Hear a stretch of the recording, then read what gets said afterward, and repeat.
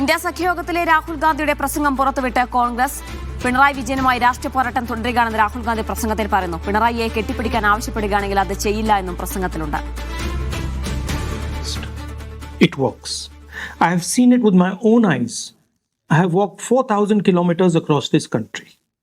Resistance works. You don't need political architecture. You don't need the bureaucracy. You don't need the intelligence agencies.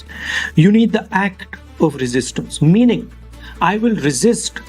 I will not allow injustice. തൗഫീഖ് അസ്ലം ചെയ്യുന്നുണ്ട് വിശദാംശങ്ങൾ നൽകാനായി. തൗഫീഖ്, പിണറായിക്കെതിരായ വിമർശനത്തിന്റെ പേരിൽ India സഖ്യയോഗത്തിൽ പങ്കെടുക്കാതെ വിട്ടുനിൽക്കുക എന്നുള്ള തീരുമാനത്തിൽ വരെ CPM ഒരു ഘട്ടത്തിലെത്തിയിരുന്നു. പിന്നീട് CPM അടക്കം പങ്കെടുത്ത ഈ യോഗത്തിൽ രാഹുൽ ഗാന്ധി വിമർശനം തുടർന്നെന്നാണോ ഈ പ്രസംഗത്തിൽ എന്താണുള്ളത്?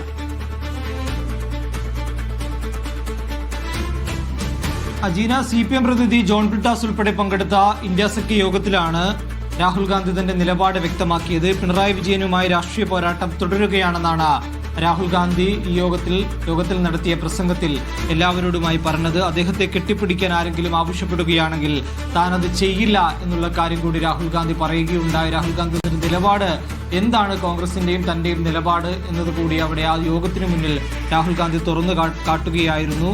സത്യത്തിലെ ഓരോ പാർട്ടിക്കും അവരുടേതായ നിലനിൽപ്പുണ്ട്. അതായത് ഈ സഖ്യത്തിൽ വിവിധ തരം പാർട്ടികളുണ്ട്, പല പാർട്ടികളുണ്ട്. അവർക്ക് ഓരോരുത്തർക്കും അവരുടേതായിട്ടുള്ള നിലനിൽപ്പുകളുണ്ട്. ആ നിലനിൽപ്പ് ഒരുപക്ഷെ സംസ്ഥാന രാഷ്ട്രീയത്തിലേക്ക് പലതരത്തിൽ വ്യത്യസ്തമായിട്ടുള്ള അഭിപ്രായങ്ങൾ ഉണ്ടാകും. എന്നാൽ RSSനെയും BJPയും നേരിടാനായി ദേശീയ രാഷ്ട്രീയത്തിലേക്ക് എത്തുമ്പോൾ എല്ലാ പ്രതിപക്ഷ പാർട്ടികളും ഒന്നിച്ചു നിന്ന് ഒരേ കാര്യത്തിന് വേണ്ടി പോരാടണം എന്നുകൂടി രാഹുൽ ഗാന്ധി പറയുകയുണ്ടായി. ഇന്ത്യ സഖ്യത്തിലെ പ്രസംഗത്തിലാണ് ഇക്കാര്യം രാഹുൽ ഗാന്ധി ആവർത്തിച്ച് വ്യക്തമാക്കിയത്. ദേശീയ തലത്തിൽ ഒന്നിച്ചു നിന്ന് പോരാടണമെന്ന് രാഹുൽ ഗാന്ധി പ്രസംഗത്തിലുടനീളം സഖ്യത്തിലെ പാർട്ടികളോട് ആവശ്യപ്പെടുകയും ചെയ്യുന്നുണ്ട്. പ്രതിപക്ഷം ദുർബലമാണെന്ന് തെളിയിക്കാൻ ഉള്ള ശ്രമങ്ങൾ BJPയുടെ ഭാഗത്തുകൊണ്ട് നിരന്തരം ഉണ്ടാകുന്നുണ്ട്. അത്തരത്തിൽ ദുർബലമായിട്ടുള്ള ഒരു സഖ്യമായിട്ട് ഇതിനെ കാണരുത്. അത്തരം ഒരു BJPയുടെ ആ ഒരു പ്രസ്താവനയ്ക്ക് ബലം നൽകുന്ന തരത്തിലേക്ക് നമ്മുടെ പ്രവർത്തനം മാറരുത് എന്നുകൂടി രാഹുൽ ഗാന്ധി പറയുന്നുണ്ട്. ഒരുമിച്ച് പ്രവർത്തിക്കുന്നില്ല എന്ന ധാരണ ഒഴിവാക്കേണ്ടതുണ്ട്. ഇതെല്ലാം BJP മുന്നോട്ട് വെക്കുന്ന ആശയങ്ങളാണ് എന്നുകൂടി രാഹുൽ ഗാന്ധി പറയുന്നുണ്ട്. രാജ്യത്ത് RSSും BJPയും എല്ലാം പലതരത്തിലുള്ള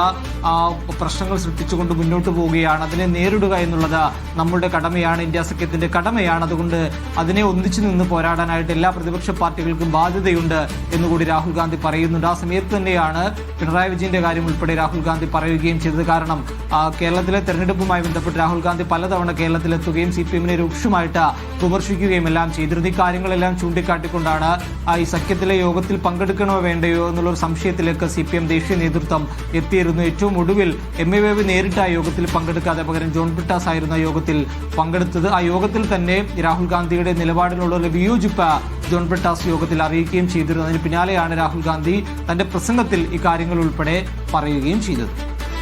ശരി, തൗഫീഖ് അസ്ലമാണ് വിവരങ്ങൾ നൽകിയത്.